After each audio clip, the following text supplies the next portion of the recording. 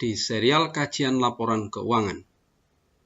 Kali ini kita akan berbicara tentang konsep likuiditas, solvabilitas, profitabilitas, rentabilitas, liabilitas, ekuitas, dan aktivitas. Bersama saya Mukhtar Yahya, Widaiswara Pusdiklat Keuangan Umum, Kementerian Keuangan Republik Indonesia. Bapak Ibu yang kami hormati, marilah kita melihat tampilan dalam slide ini. Slide ini berisi neraca dan laporan laba rugi PTX, di mana dalam neraca PTX menunjukkan ada aset yang berupa kas, persediaan, piutang, dan mobil. Kas menunjukkan saldo awal 128.000 dan saldo akhir 348.000. Sedangkan persediaan mempunyai saldo awal 20.000 yang naik menjadi 60.000 rupiah. Piutang yang semula bernilai 240.000 turun menjadi 100.000 pada akhir tahun. Sedangkan mobil awal maupun akhir tetap bersaldokan 120.000. Total aset yang semula 508.000 meningkat menjadi 628.000. Di sisi kredit, tampak ada hutang dagang, hutang dealer, hutang bank, modal, dan laba rugi.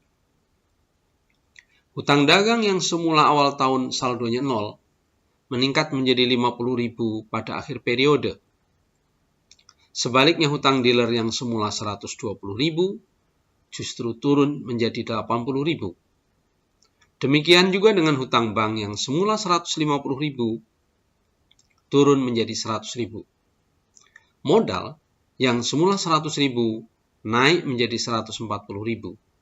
Dan laba rugi tampak yang semula 138.000 yang berasal dari kinerja pada periode yang lalu, yaitu yang berasal dari penjualan 240.000, dikurangi harga pokok 80.000, biaya gaji 10.000, dan biaya listrik 12.000, bersih 138, meningkat menjadi 258.000 pada akhir tahun kedua, di mana peningkatan sebesar 120.000 itu, atau 258.000 minus 138.000, berasal dari penjualan senilai 210, dikurangi harga pokok 80, dikurangi beban gaji 10.000, dan listrik 0 rupiah. Marilah angka ini kemudian kita jadikan sebagai bahasan awal menjadi kasus yang akan kita bahas selanjutnya di dalam slide yang berikut. Berdasarkan apa yang sudah muncul di dalam contoh laporan keuangan pada slide yang sebelumnya, kita bisa membagi laporan keuangan minimal terdiri dari 5 unsur. Unsur yang pertama adalah neraca. Nomor 2 adalah laporan laba rugi. Nomor 3 laporan arus kas. Nomor 4 laporan perubahan ekuitas. Dan yang terakhir adalah catatan atas laporan keuangan. Neraca adalah sebuah laporan yang menceritakan tentang kondisi keuangan perusahaan pada suatu saat tertentu, di mana laporan keuangan ini akan berisi sejumlah harta, sejumlah aset pada satu sisi, dan berisi liabilitas dan ekuitas pada sisi yang lain. Sedangkan laporan laba rugi akan memuat hasil usaha selama periode tertentu. Di dalamnya memuat informasi tentang berapa jumlah pendapatan dan jumlah biaya yang terjadi dalam suatu periode. Sedangkan laporan arus kas akan menceritakan berapakah jumlah kas yang masuk dan jumlah kas yang keluar dari kegiatan operasional, investasi, dan pendanaan selama periode tersebut. Yang keempat, laporan perubahan ekuitas berisi kenaikan atau penurunan ekuitas yang dimiliki oleh investor atau pemilik selama periode tertentu.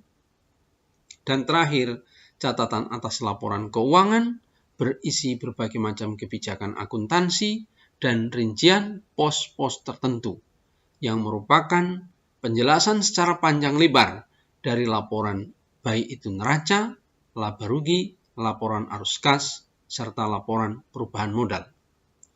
Untuk selanjutnya, marilah kita lihat bagaimana perincian dari setiap laporan yang ada. Seperti yang sudah diungkapkan, bahwa laporan laba rugi akan berisi pendapatan dikurangi dengan beban, maka untuk kali ini selisihnya kita sebut sebagai laba apabila pendapatan lebih besar daripada beban. Namun sebaliknya, apabila ternyata justru beban ini yang lebih besar daripada pendapatan, maka perusahaan ini mengalami kerugian.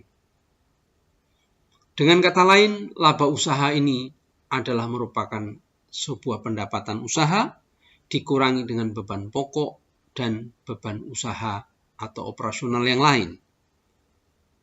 Nanti akan dikenal juga apa yang dinamakan sebagai laba bersih sebelum pajak, yaitu laba usaha atau laba operasional ditambah atau dikurangi dengan pendapatan dan beban lain-lain. Kemudian akan dikurangi dengan pajak penghasilan atau PPh, akan kita peroleh laba bersih setelah pajak, di mana laba bersih setelah pajak ini adalah merupakan laba dikurangi suatu persentase tertentu yang merupakan kewajiban perusahaan yang harus dibayar ke negara atau yang disebut sebagai pajak penghasilan.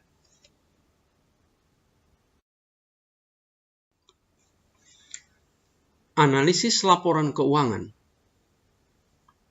Dalam proses analisis laporan keuangan, kita melakukan penelaahan atau pengkajian atas hubungan yang terdapat di dalam laporan keuangan pada suatu saat, atau bahkan kita melakukan evaluasi terhadap kecenderungan-kecenderungan hubungan-hubungan tersebut dari waktu ke waktu. Analisis ini dilakukan dalam rangka kita memberikan penilaian bagaimana kinerja, bagaimana performance yang dimiliki oleh entitas yang menyajikan laporan keuangan tersebut. Sehingga harapannya apabila kemudian kita bisa mendapatkan informasi tentang bagaimana kinerja perusahaan itu, kita akan bisa mendapatkan suatu data untuk pengambilan keputusan-keputusan bisnis.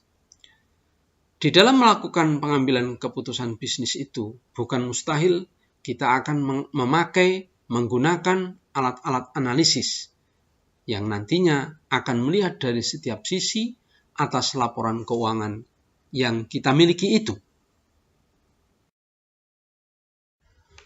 Bapak Ibu yang kami hormati, di dalam melakukan analisis atas laporan keuangan, tidak ada istilah salah atau benar.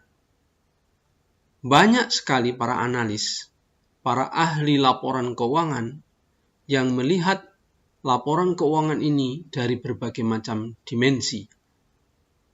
Secara umum, bisa kami simpulkan bahwa dimensi kerja yang sering dipergunakan oleh para analis itu minimal ada 4. Yang pertama adalah apa yang dinamakan sebagai likuiditas. Yang kedua, solvabilitas. Lalu yang ketiga, profitabilitas. Dan terakhir yang keempat, rentabilitas. Likuiditas akan membahas seberapakah kemampuan perusahaan untuk memenuhi kewajiban jangka pendeknya. Sedangkan solvabilitas akan melihat seberapa besar kemampuan perusahaan untuk memenuhi semua kewajibannya, baik jangka pendek maupun jangka panjang. Sedangkan profitabilitas akan memberikan suatu evaluasi tentang seberapa besar kemampuan perusahaan dalam menghasilkan laba yang telah dilaporkan dalam suatu periode tertentu. Sedangkan nomor 4, rentabilitas, kita akan menganalisis seberapa besar pasar menghargai kinerja yang dimiliki oleh perusahaan. Rasio likuiditas.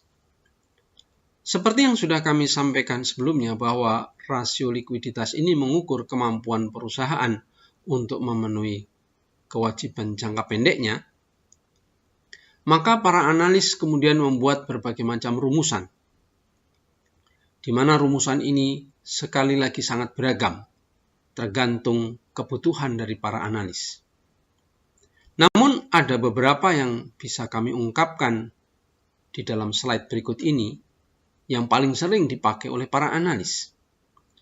Yang pertama, apa yang dinamakan sebagai rasio lancar atau current ratio, di mana rasio ini diperoleh dengan memperbandingkan antara aset lancar atau aktiva lancar dibanding dengan kewajiban jangka pendek atau liabilitas lancar. Dengan pengertian seberapa mampu perusahaan ini akan memenuhi kewajiban jangka pendeknya. Yang kedua, apa yang dinamakan sebagai rasio cepat atau quick ratio, atau orang menyebut juga acid test ratio, yaitu perbandingan antara aset tetap yang dimiliki perusahaan dibandingkan dengan kewajiban jangka pendek. Biasanya aset tetap ini diperoleh, aset cepat ini diperoleh dengan mengurangkan aset lancar dikurangi dengan persediaan, karena persediaan ini dianggap sebagai aset yang kurang liquid untuk dipergunakan membayar hutang jangka pendek. Oleh karena itu, quick ratio ini akan menginformasikan seberapa besar kemampuan perusahaan untuk memenuhi kewajiban jangka pendek dengan tidak mengandalkan kepada penjualan persediaan yang ada. Yang ketiga, perputaran piutang atau account receivable turnover yang diperoleh dengan membandingkan antara penjualan kredit bersih dengan piutang rata-rata. Angka ini kemudian akan bisa menghasilkan tingkat penagihan atau collection period. Berapa lama perusahaan ini mampu menagih piutang kredit, piutang karena penjualan yang tidak secara tunai untuk dikonversi menjadi uang.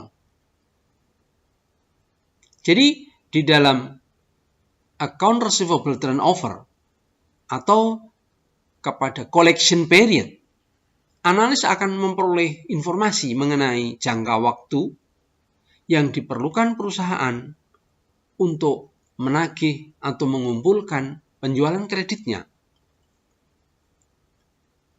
Sedangkan yang berikutnya lagi, perputaran persediaan, di mana perputaran persediaan ini diperoleh dengan memperbandingkan antara harga pokok penjualan dengan persediaan rata-rata. Angka itu menunjukkan bagaimana perusahaan ini melakukan penjualan dari persediaan yang dia punyai. Apakah perusahaan ini memiliki persediaan yang berlebihan atau tidak? Ataukah perusahaan ini mengalami kelambanan dalam melakukan penjualan? Maka informasi inventory turnover inilah yang sering dipakai oleh para analis untuk menilai tujuan analisis tadi.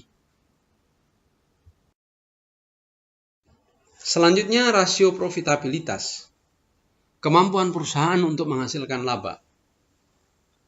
Beberapa analis laporan keuangan mempergunakan beberapa rasio, diantaranya adalah yang pertama, rasio margin laba kotor atau gross profit margin ratio.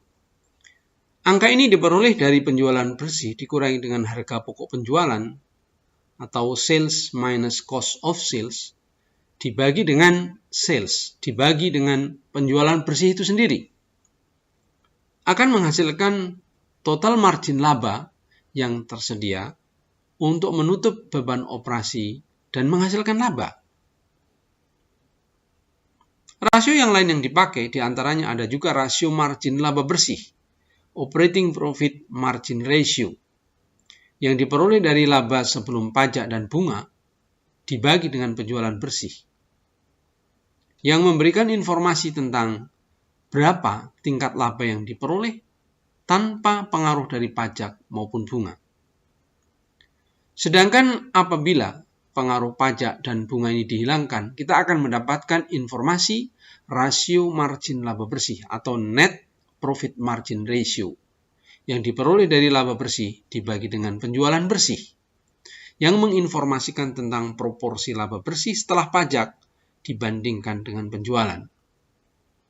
Ada juga analis yang mempergunakan perputaran aktiva atau total asset turnover, di mana angka ini diperoleh dari penjualan bersih dibagi dengan total aktiva atau total aset rata-rata, yang memberikan informasi tentang tingkat efisiensi penggunaan aktiva atau aset untuk menghasilkan penjualan pendapatan atau sales. Rasio solvabilitas merupakan sebuah rasio yang menginformasikan tentang kemampuan perusahaan untuk memenuhi semua kewajibannya. Rasio yang sering dipakai diantaranya adalah yang pertama rasio hutang atau debt ratio, merupakan perbandingan total utang dengan total aktiva yang dimiliki perusahaan.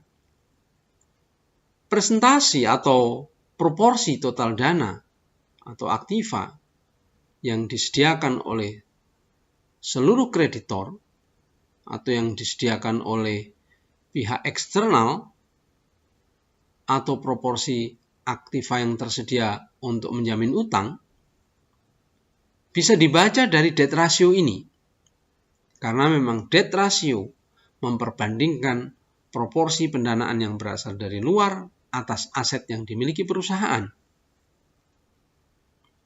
Lebih spesifik lagi, analis kadang-kadang melihat hutang ini hanya yang jangka panjangnya saja, yang kemudian kita bisa mendapatkan rasio utang jangka panjang terhadap aktiva, long term debt to total asset ratio, yang mempunyai pengertian bahwa angka ini merupakan sebuah persentase hutang jangka panjang atas aset, seberapa besar pihak kreditor itu memberikan pendanaan terhadap aset yang dimiliki, atau kalau dibalik menjadi seberapa besar aset ini tersedia untuk pemegang hutang jangka panjang.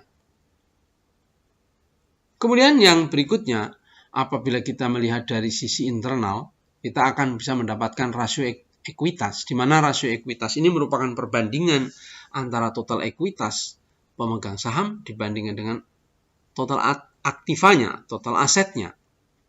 Sehingga proporsi ini menggambarkan seberapa besar aset yang dimiliki itu yang boleh diklaim, yang boleh dimiliki oleh para pemegang ekuitas. Dan yang terakhir, rasio utang terhadap modal, perbandingan antara utang dengan ekuitas, debt to equity ratio, memberikan informasi tentang berapakah total dana yang disediakan oleh pihak eksternal dibandingkan dengan dana yang disediakan oleh pihak internal. Berapa besar pengaruh dari liabilitas dibandingkan dengan ekuitas. Terakhir, yang keempat adalah rasio rentabilitas. Seberapa besar pengakuan pasar atas kinerja perusahaan. Beberapa rasio yang dipergunakan diantaranya yang pertama adalah Price Earning Ratio atau PER, rasio harga saham terhadap laba. Diperoleh dari rumus harga pasar per saham biasa dibandingkan dengan laba per lembar saham. Memberikan informasi seberapa besar nilai pasar relatif terhadap laba yang diperoleh. Sedangkan yang kedua, rasio pembagian dividen atau dividend payout ratio yang mempunyai rumus dividen tunai dibagi dengan laba bersih.